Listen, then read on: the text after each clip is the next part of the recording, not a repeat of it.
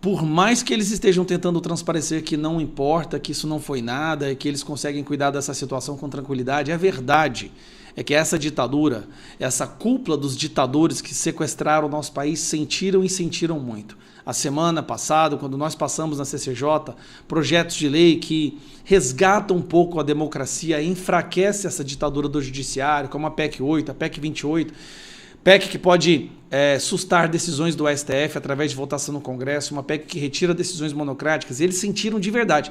Chegaram ao ponto de escancaradamente falar de forma pública que o Congresso pode votar o que eles quiserem, que quando chegar no STF eles vão declarar inconstitucional. Mesmo que eles optem por fazer isso, o impeachment eles não podem declarar inconstitucional. O impeachment do ministro do STF não pode ser declarado inconstitucional. E nós vamos fazer mais senadores. Mas o que eu quero mostrar para vocês é a escandalosa fala do Flávio Dino, o comunista amigo do Lula, amigo íntimo do Lula, que o Lula colocou no STF. Nós temos que sempre lembrar que a Constituição, no artigo 2º, exige independência dos poderes e harmonia. Então, uma lógica, eventualmente, de retaliação... Só um detalhe. Essa frase, independência e harmonia, é justamente isso que nós queremos. Independência e harmonia. O que acontece hoje é que o Congresso não é mais independente, o Congresso está submisso ao STF. A ação de dissenso, de conflito, não é compatível com os interesses do Brasil e com a nossa Constituição.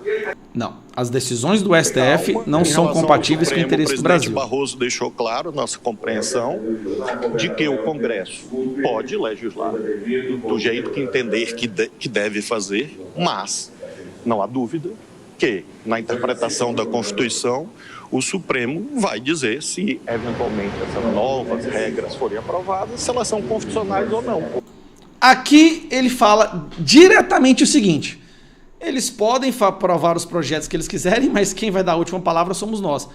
E ainda fala que existe independência e harmonia entre os poderes. Não, o Congresso dá a última palavra. O STF simplesmente tem que aplicar e resguardar aquilo que o Congresso decide é sancionado pelo presidente. E se o presidente veta, o Congresso ainda tem a chance de derrubar o veto do presidente.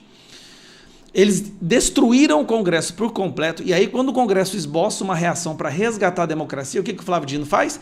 Ele vai lá e suspende todas as emendas, porque ele sabe que 80% dos deputados vivem de emendas. É por isso que eu faço questão de não estar nem aí para esse negócio de emenda. Eu nem divulgo para onde eu mando minhas emendas, porque eu não quero levar mérito por distribuir um dinheiro que não é meu. Né? E os deputados vivem disso, a maioria dos deputados vivem disso. Mas aí vem o Pacheco, como vocês sabem, o Pacheco está lá em Roma agora, no evento financiado pelo JBS, pelos irmãos Batista, gracinha, né?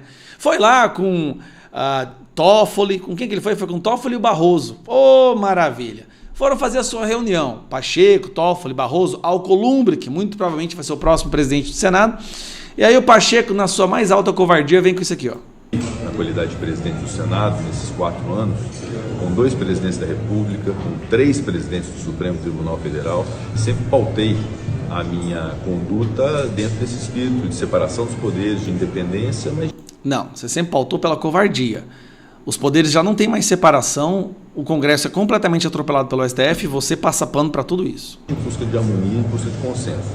É a PEC das decisões monocráticas. Em relação a essa PEC, eu quero invocar aqui a compreensão de todos, inclusive da imprensa, que ela está longe de ser qualquer tipo de revanchismo, de retaliação ou de afronta ao Supremo Tribunal Federal ou ao Poder Judiciário. Eu não me permitiria isso. Eu tenho plena noção da importância do Poder Judiciário, da importância do Supremo Tribunal Federal, inclusive na consolidação da nossa democracia. É uma lei que é votada nas 2 casas do Congresso Nacional, sancionada pelo Presidente da República. A sua constitucionalidade ou a sua inconstitucionalidade só pode ser declarada pelo colegiado do Supremo Tribunal Federal e não por um único ministro numa decisão monocrática. As outras medidas, inclusive uma que que prevê a possibilidade de revisão de decisões do Supremo Tribunal Federal pelo Congresso, essa me parece ser mesmo inconstitucional. Mas aí, tá, PEC, Projeto de Emenda Constitucional. Uma PEC, ela acrescenta um dispositivo na Constituição e aí sim passa a ser constitucional porque foi inserida pelo Congresso. Como é que de cara esse cara fala que a suspensão de decisões do STF pelo Congresso, por votação através dos representantes eleitos, possa ser inconstitucional? Eu não consigo entender essa lógica. A palavra final sobre a constitucionalidade ou a inconstitucionalidade de uma lei num país democrático de Estado de Direito é do Supremo Tribunal Federal. Amigo, peraí. Então joga fora, faz o seguinte, então sai da sua cadeira de presidente do Congresso, fecha as portas, taca fogo, esquece o Congresso, porque se o Congresso é quem acrescenta e muda a Constituição, como é que a gente precisa que o STF determina se a gente pode ou não acrescentar tais coisas? Não faz sentido. Simplesmente não faz sentido. É de uma covardia. A única coisa que me alegra é que esse cidadão aqui está prestes a sair da presidência do Senado ao final desse ano. Agora, vem o detalhe importante, tá? Por mais que eles possam barrar todo e qualquer projeto que a gente aprove, esse é o placar agora do impeachment do Alexandre de Moraes. Até esse momento, 36 pessoas já assinaram, 36 senadores já assinaram o requerimento de leitura do impeachment. Os indecisos são esses aqui, então você pode fazer o seu print se você quiser. Procura pelos seus estados, fale com seus senadores, com cada um desses senadores. Tem uns aqui que nem adianta falar. Pacheco, por exemplo, esquece.